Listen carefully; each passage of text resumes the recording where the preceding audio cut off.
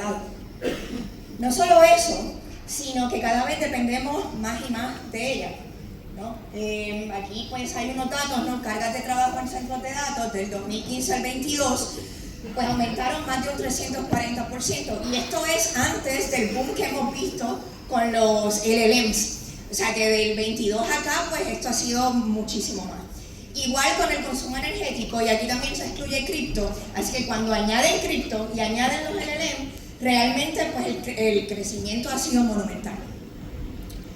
Así que si dependemos tanto de ellas, pues también los reto entonces a pensar cuál es la esencia de lo que es una computadora. No lo que hace, sino lo que es. Entonces tal vez es una articulación física de nuestra comprensión de la información, ¿no? Se construyen con una matemática subyacente que crea modelos computacionales que estos sistemas aprovechan y que escalan. Pero cuando los costos y la energía que se requieren se vuelven exponenciales, entonces volvemos nuevamente a los fundamentos matemáticos de la computación y nos planteamos una pregunta que es muy simple pero fundamental: si hay una mejor manera de hacer esto. Entonces ese es el momento en el que nos encontramos. Esa pregunta nos encaminó hacia la computación cuántica, donde vemos realmente destellos de un potencial enorme en el horizonte, ¿no? Y nos encontramos en un momento muy emocionante, porque la computación cuántica es la segunda revolución cuántica de la historia. La primera surgió hace 100 años, este año celebramos el centenario, y bueno, surge cuando entendemos que cosas como la energía, la luz, la posición, la velocidad están cuantizadas a nivel más fundamental.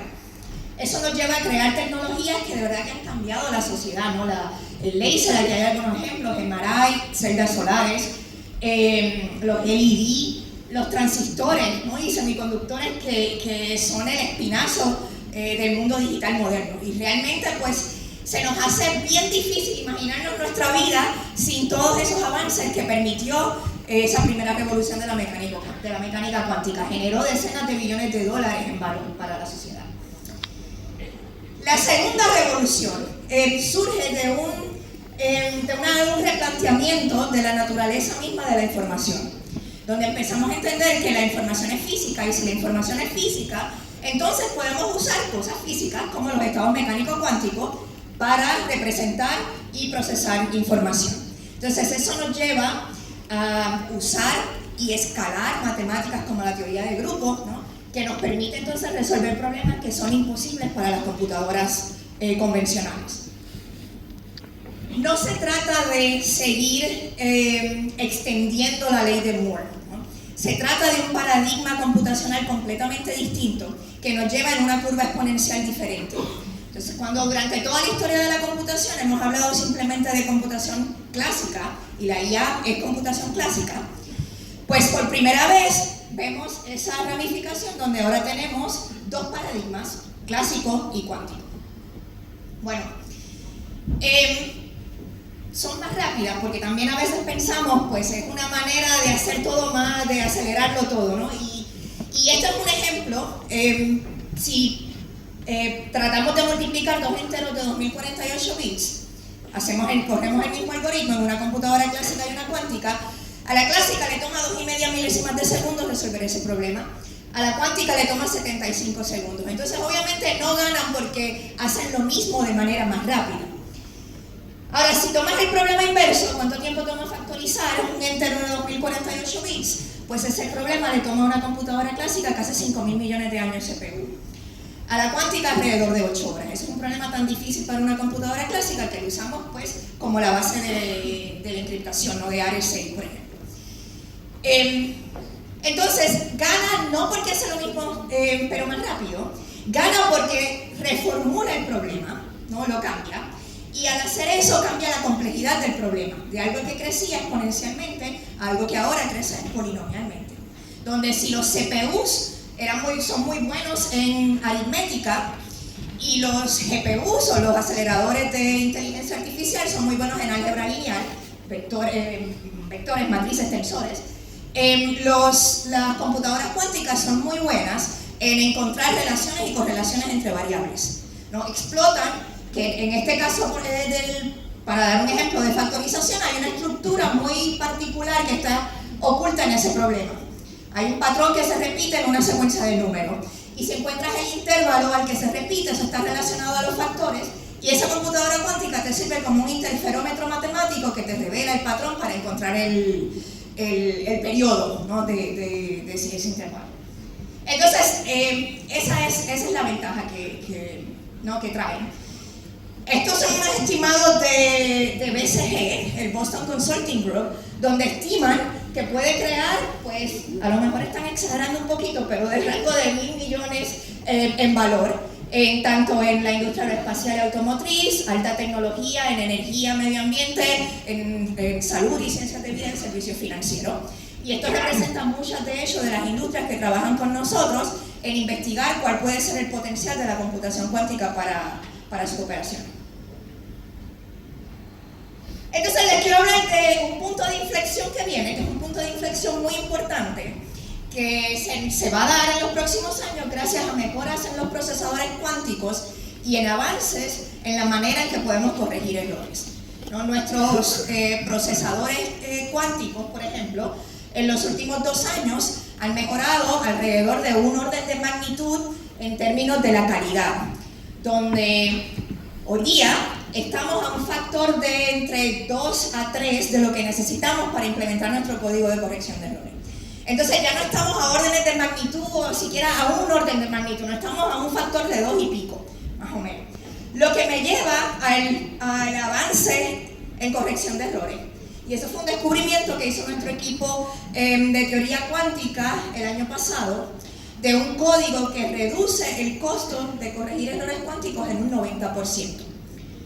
Entonces, para darles una idea, el código que era el líder en la industria se llama el Surface Code, y esa gráfica que tienen a la izquierda, pues te muestra en azul y en verde el Surface Code, que lo compara con nuestro código que está en rojo. El eje de Y te dice cuál es la reducción de error que puedes tener si implementas ese código en qubits con el error físico dado por el eje de X. Para reducir errores de una manera comparable, pues ven el primer número acá, el Surface Code necesita entre 1500 a 2000 qubits, mientras que nuestro código pues necesita solo 144, que es alrededor de un orden de magnitud menos. El lunes estaba en la Universidad de MIT, donde es uno de los grupos mejores en el mundo en corrección de errores, y uno de los profesores que lidera pues todo ese ámbito en MIT me decía que hoy día este código, nuestro código, se ha convertido en el mejor código de corrección de errores cuánticos en el mundo. Entonces, bueno, eso era para la parte de memoria. Para implementar computación universal necesitas la memoria y necesitas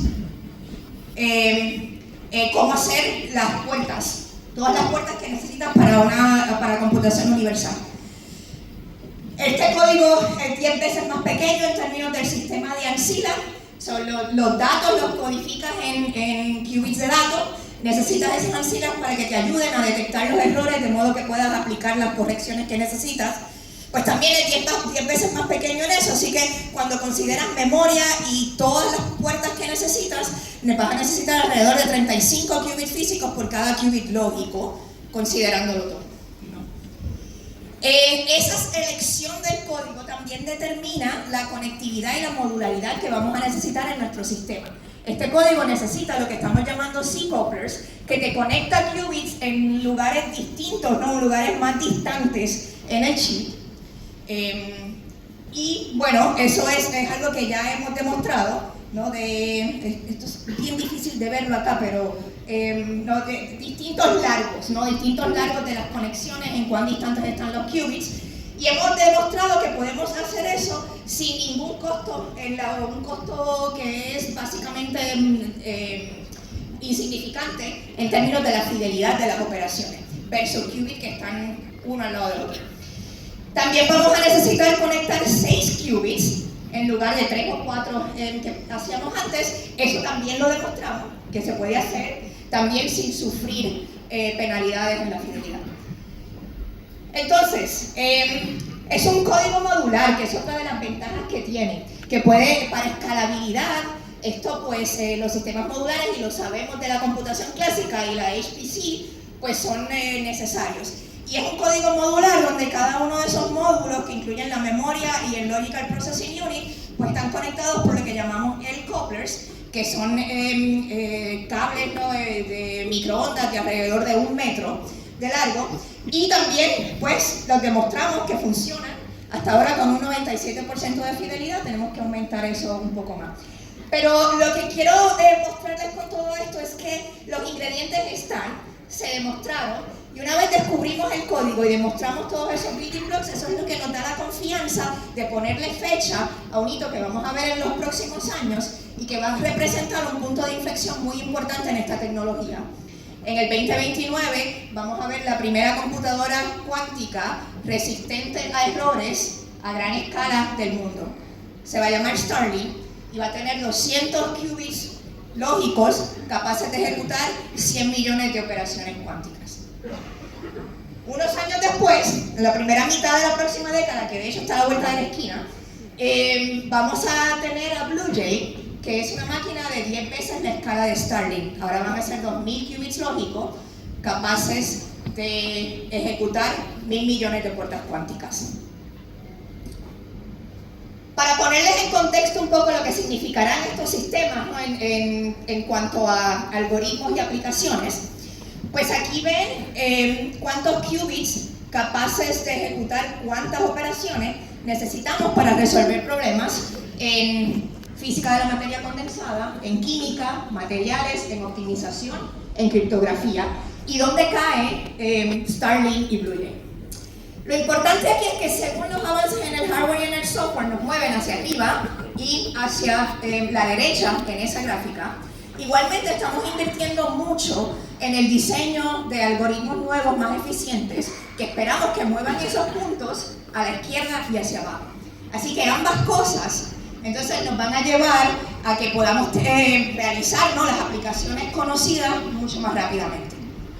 Pero para eso es fundamental que acompañemos la infraestructura con el desarrollo de algoritmos. ¿Y qué áreas vemos con más potencial? Pues las simulaciones hamiltonianas, que las usamos pues para diseñar materiales, para problemas de química, tiene muchas aplicaciones en biología, ciencias de la vida, de la salud. También tienen aplicaciones en inteligencia artificial. Estamos viendo el uso en inteligencia artificial generativa, por ejemplo, modelos de difusión que se pueden mapar a simulaciones hamiltonianas, problemas de optimización, problemas de aprendizaje automático y ecuaciones diferenciales. Entonces, termino donde empecé, ¿no?, en cuál es la esencia de lo que es una computadora. Lo que hace es computar, pero lo que es una forma de entender la naturaleza de la información y lo que podemos aprender de ella, ¿no? Y para extraer su beneficio, tenemos que trabajar la matemática que nos lleva a nuevos algoritmos. Por ejemplo, un principio rector muy natural cuando vamos a abordar algoritmos cuánticos, pues es identificar la estructura que está oculta en los problemas. Por eso mencionaba la teoría de grupos anteriormente, ¿no? Eso nos dice mucho sobre las propiedades de las soluciones posibles. Y entonces así, desde desarrollar la matemática, los principios matemáticos que avanzan lo que podemos hacer y los problemas que podemos resolver, hasta escalar los sistemas, incluido el software, pues seguimos en IBM con nuestra misión de llevarle al mundo computación cuántica útil, ¿no? El Centro de Datos del Futuro, que este es un video de cómo se va a ver, combina sistemas cuánticos como Starling con CPUs y con aceleradores de hardware de inteligencia artificial, y esto se está construyendo ya en Poughkeepsie, en New York. Así que en los próximos años vamos a estar integrando la computación cuántica con la inteligencia artificial, con el HPC, en una arquitectura que pensamos que va a redefinir la supercomputación y que va a permitir flujos de trabajo y capacidades computacionales nuevas que van a trascender lo que es posible con cada uno de estos sistemas individuales que componen la arquitectura. Entonces, pues ese es el futuro que les vamos a estar trayendo, y la verdad que estamos en un momento súper emocionante en cuanto a tecnología de la información. Bueno, pues muchas gracias. Espero que